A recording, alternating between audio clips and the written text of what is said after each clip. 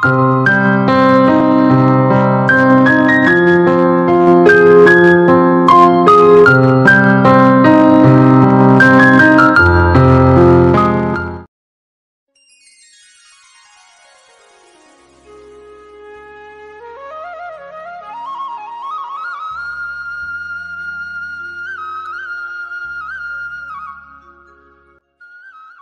সকাল আমার প্রিয় পরিবার, তোমরা সবাই কেমন আছো? যে যেখান থেকে আমার ব্লগ দেখছো দূরের কাছের সবাইকে জানাই অনেক ভালোবাসা। আজকে নতুন দিনে নতুন সকালে আবার নতুন একটি ব্লগ শুরু করলাম। আর এখন বর্ষাকাল, বৃষ্টি, মানে এই জবা ফুলগুলো যে আছে সাদা, তারপর এই একটা, তারপর হচ্ছে এটা মানে হলুদ না পিঙ্ক না কি এটাকে বলে, কালার হলুদ কালারই বলি, তো হলুদ তো সেরকম না। তারপর আছে বড় বড় পিঙ্ক, তারপর একটা আছে লাল জবা। এরা মানে বৃষ্টি খুব ভালোবাসে।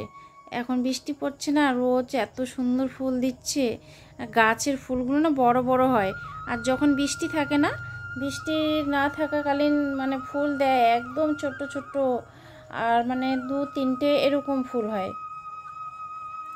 তো হচ্ছে এখন বৃষ্টির মানে সিজনে অনেক ফুল, অনেক। তো সকাল সকাল না এত ফুল দেখেও মনটা ভরে যায়। তো ফুল দিয়েই শুরু করি, এই জন্য আমার ব্লগটা রোজ মানে এত ফুল। ফুলটা তো সবাই মানে সবাই, কার আমি কেন, মানে এমন কেউ নেই যে ফুলটাকে ভালোবাসে না। তো ফুলটাকেই সকালবেলা উঠেই আগে গিয়ে সকালবেলায় দেখি যে গাছগুলোতে কত ফুল ফুটেছে, দেখি তো আজকে ধরো আজ বেশি ফুটেছে, কালকে সকাল যে হবে নতুন সকাল, সেটাই গিয়ে আমি আবার আগে সবার প্রথমে গিয়ে ফুল গাছগুলোকেই লক্ষ্য করি, দেখি তো কত ফুল হয়েছে। ফুলটা দেখলে না মনের মধ্যে একটা আনন্দ লাগে আর খুশি হয়ে যায়। আর যেহেতু আমার কোনো যত্ন নেই, কোনো সার নেই, কিছু নেই, বিনা যত্নের গাছ, আর অত কিছুই আমি গাছের কিচ্ছু পরিচর্যা করি না। ওই যে গাছ নামমাত্র মানে গাছ এনে লাগানো সেরকম, মানে তাও কি আমার ছেলে লাগিয়েছে, ওর বাবা লাগিয়েছে জবা ফুলের গাছগুলো, আমি কোনোটাই না। তো গাছগুলো দেখি বিনা যত্নতেই, মানে ফুলের বৃষ্টিকালে প্রচণ্ড ফুল হয়, তো ভালো লাগে দেখতে।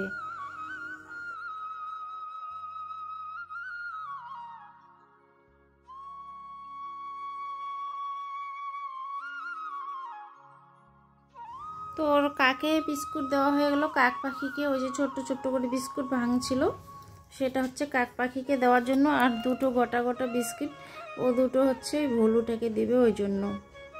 তো ওকে বিস্কিট বের করে দিয়ে আমি এদিকে চা বসাতে চলে আসলাম।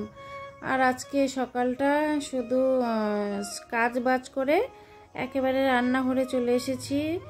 আজকে লেটে একটু স্নান করব, কারণ কি আমার আজকে অনেক কাজ আছে।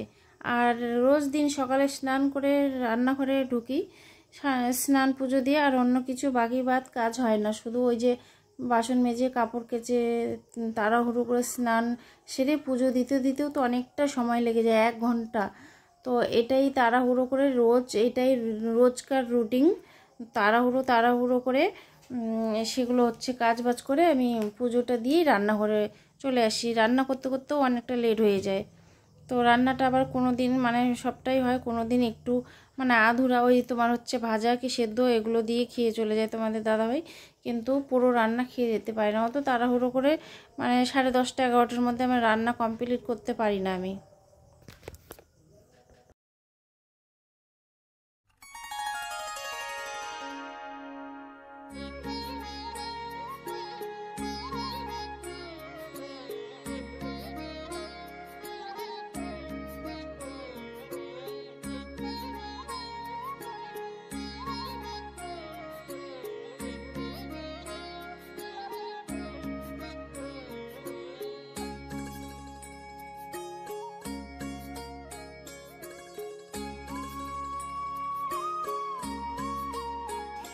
তো ভেবেছি রান্নাটা ফটাফট করে তারপর আমি কাজ বাজগুলো, মানে রান্না খাওয়া না হলে তো অন্য কিছু কাজে হাত দেওয়া যায় না। তো ফটাফট এদিকে আমি চাটা বানিয়ে চা এখন খেয়ে টেয়ে তারপর কি করব, এখন কাজ মানে রান্নাটা ফটাফট শুরু করব।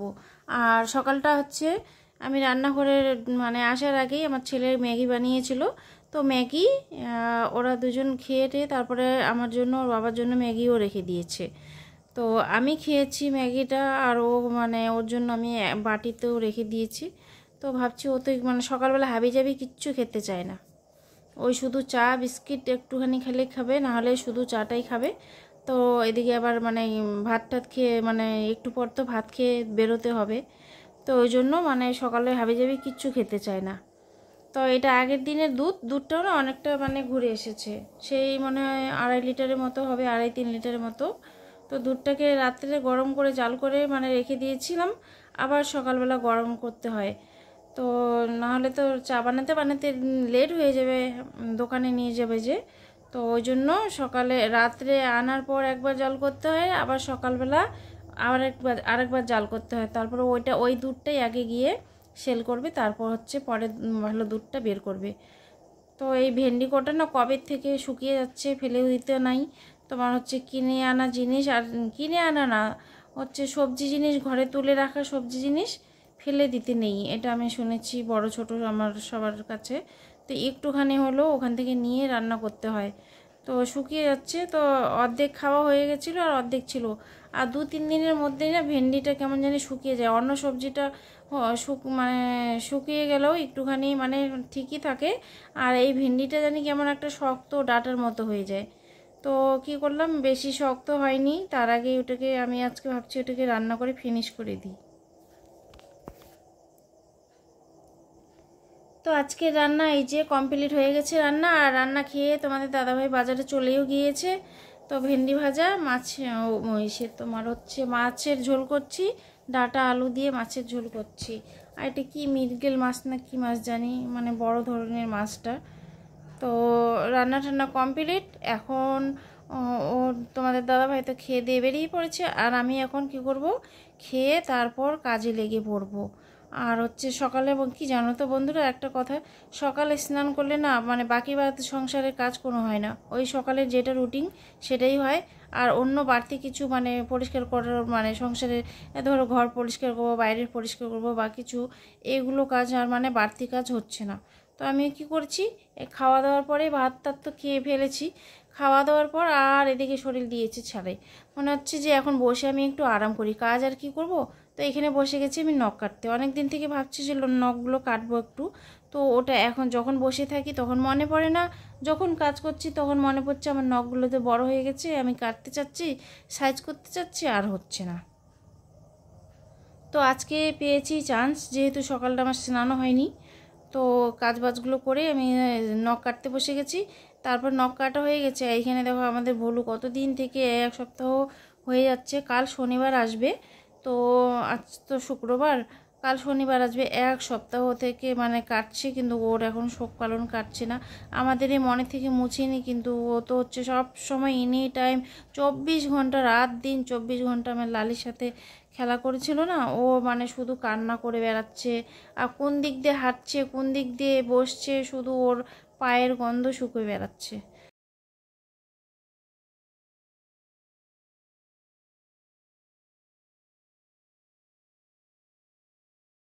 এইমাত্র আমার স্নান হলো, আমার মুখটা ওই পাশে দেখা যাচ্ছে না। আমাদের বলো যে কি বলতেছে, আউ মাউ করছে, কিছু বলে বোঝাতে পারছে না, চলে গেল। কি যে বলছে কি জানি, শুধু এসে মুখের সামনে আউ মাউ করছে, আর কিছু বোঝা যায় না ওর কথা। তো এইমাত্র স্নান করে উঠলাম, আর আজকে লেটে হয়ে গেছে, অনেকটাই লেট। স্নান করব করব করব করতে করতে এই যে বসছি, এটা করছি ওটা করছি, আর একটা এটা করে নিই, আর একটা ওটা করে নিই, এরকম করে করেই মানে অনেকগুলোই কাজ করা হলো। দেরিতে স্নান মানে অনেকগুলো কাজ, আর সকালে স্নান হলে তো অত কাজ মানে কি চটপট চটপট স্নান করতে হয়, তো অত কাজও হয় না, ঠিকমতো কাজ হয় না।